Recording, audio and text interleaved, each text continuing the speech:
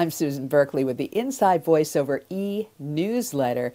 And this week we're going to take a look at a question that's been hotly debated for years, and that is, should you or should you not put your photograph on your VoiceOver website? Well, I've got a few points I want to make, and then you can decide for yourself. And the first one is producers cast types. So if when you put a picture on your website, you're immediately going to be typed by your look. Now, maybe your voice and your physical appearance go together, it won't matter.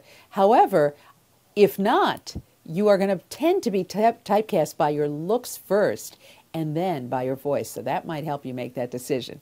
Number two, you might be more audiogenic than you are photogenic. Now, I'm not saying you have a face for radio, but you know, so it's a lot harder to look good, I think, to look good on camera and in a picture than it is to sound good on a microphone. That's one of the wonderful things about VoiceOver. We can show up, you know, in our pajamas if we want to, and nobody will know the difference, right? So there's a difference between being audiogenic and being photogenic. I hope you're both.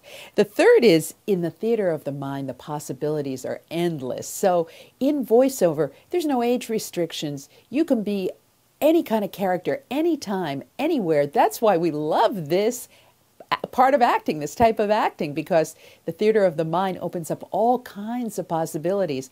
And when you put a picture to it, it can be a little limiting. The next thing is, you can sound a lot younger than you look.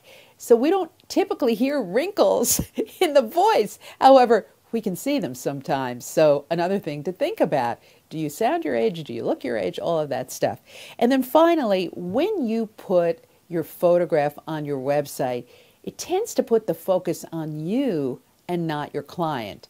So sometimes voice talents have what I call movie star websites. You know, there's a picture, a wonderful airbrushed picture with their hair blowing in the wind in the top of the website, and it makes it look like they're trying to make themselves into a celebrity. Well, to be successful in VoiceOver, the product should be the celebrity, the customers should be the celebrity, and actually we should almost disappear. Who cares? We get those really big checks. So I hope that gives you some insight. I think you can see from the points that I've made what my opinion is about putting your picture on your website. In most cases, it's probably not a great idea. I have mine there because I've been in the media, my picture's all over the place, so I might as well put it on my website. But you have to make that decision for yourself. I hope that's been helpful, and I'll be back next week with more Inside VoiceOver.